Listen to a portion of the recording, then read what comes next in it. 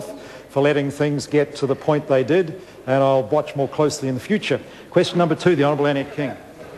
Thank you, Mr Speaker. My question's to the Prime Minister. Is he satisfied with the advice he has received from his Chief Science Advisor, Professor Sir Peter Gluckman? The Right Honourable Prime Minister. Mr Speaker, yes, I created the role of Chief Science Advisor to provide me with an independent channel of scientific advice. I'm pleased with the contribution Professor Sir Peter has made to the broad suite of information the government considers as it develops its policies. The Honourable Annette King. Supplementary question, Mr Speaker. Does he agree with Sir Peter and his task force report that failure to use social science evidence properly is a core failing of policies, and that evidence and scientific advice is a good base for policy development? The Right Honourable Prime Minister. Mr Speaker, as a general rule, yes, but of course one would always acknowledge there's often quite a range of views actually from the science community. The Honourable Annette King. What evidence and scientific advice did he seek before agreeing to allocate $2.4 million to Parent Inc. for a parenting program that even the Minister of Social Development said she had neither sought nor received advice on? Or was she carrying out his promise that he made before the election that he would make sure that Parent Inc. got money? The Right Honourable Prime Minister. Mr Speaker, you'll accept as Prime Minister not responsible for the allocation of that contract. That actually goes through MSD. But what I would say, though, Mr Speaker, is I've actually seen that toolbox. I've seen the program. And what I can say is, in my opinion, it's a very, very successful program that's actually helping New Zealand parents, and we do need to help parents in New Zealand. The Honourable Annette King. Supplementary question, Mr Speaker. As the contract with Parent Inc. is yet to be signed, is he prepared to require a tender for the $2.4 million for a parenting program now that other organisations have come forward to say that they have a similar program but they got no chance to bid for that money? If not, why not? The Right Honourable Prime Minister. Mr Speaker, I think it's pretty wide of the primary question, but anyway, my advice is to, well, I've never, I won't say that actually. Mr Speaker, my advice to the member is to take the matter up if she wants to with the Minister of Social Development. What I can say is my understanding is that there isn't anyone else that actually provides a similar program off the shelf like that that's so successful. The Honourable Annette King. Supplementary question. If evidence and scientific advice should be the basis for policy development, why is he ignoring the task force report and insisting on putting in even more money into boot camps, which they said are doing very little to help teenagers and need a thorough assessment?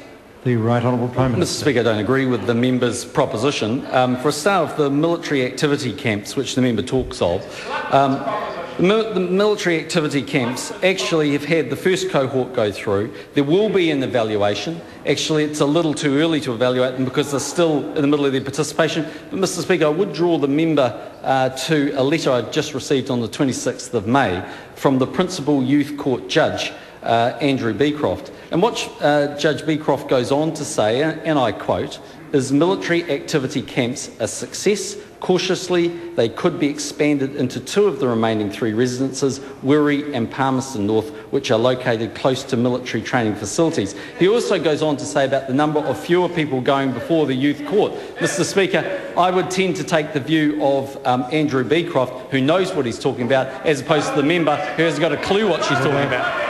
Mr Speaker. Point of order, the Honourable Annette King. Mr Speaker, I seek leave to table the comments of Sir Peter Gluckman. They weren't my comments I was using, I was using his. Order. Now, I say to the Honourable Parakura Horomia, what was it about that point of order raised by his colleague just 2 seats along from him that he didn't understand? Because there was no need for that interjection. And now what we need to sort out, though, is what is that order? No, the last part of the member's point of order was out of order. She was seeking leave and didn't need to make the other comments. What we did need to know, though, is what is the source of these comments she's seeking to table? It is a press release, Order, Mr. then we Speaker. do not table. But That's the end of them. Point of order, Mr. Speaker. Point of order, the Honourable Mr. Annex Speaker, I've just heard you make a ruling for the Prime Minister when he rose to accuse the Green member for misleading this House. And you said there was a proper place to bring this up. Order. The member is now just getting into the same order and patch as everyone else. We do not table press statements, and if the member is concerned that someone has misled the House or other means of dealing with that, we don't debate it by way of point of order. I know we've had a 2-week recess, but we should not forget the standing orders of the House. We do not debate those matters by way of point of order. Point of order, the Honourable Trevor Mallard. And I sort of note what you've just said, sir, but you have in your written rulings to us indicated that you will not proceed with breach of privilege applications. You will not refer them to the committee when they relate to supplementary questions as opposed to prepared answers. The Prime Minister accused Annette King of drafting something in a supplementary, and therefore it is not referable. No, order. I'm not, there is a Standing Orders Committee and the member is a member of it, and if he believes there's need to amend the Standing Orders of the House, we can do that. It's not beyond our ability to do that.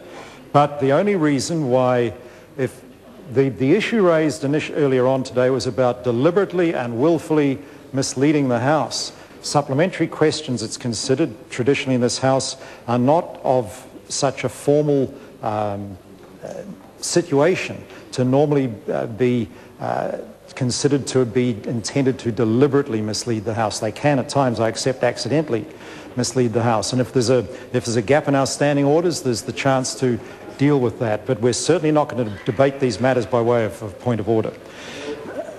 Point of order, the Honourable Trevor Mallard. Mr. Speaker, in the past there have been occasions where something has been so egregious on a supplementary question that there have been, in my understanding, that there have been cases raised with the Privileges Committee. In this particular case, Mr. Speaker, it was just a straight matter of fact. Order, the member is now. Prime Minister. No, order, the member is now. No, the order is. Member is now seeking debate the matter by order. I'm on my feet, and we won't have any more of this. I'm certainly prepared to look back over the record to see how many times a supplementary question has been the subject of a matter referred to the Privileges Committee, but I think it goes back a fair way if that were to be the case. But I'll certainly check the record for the member. Question.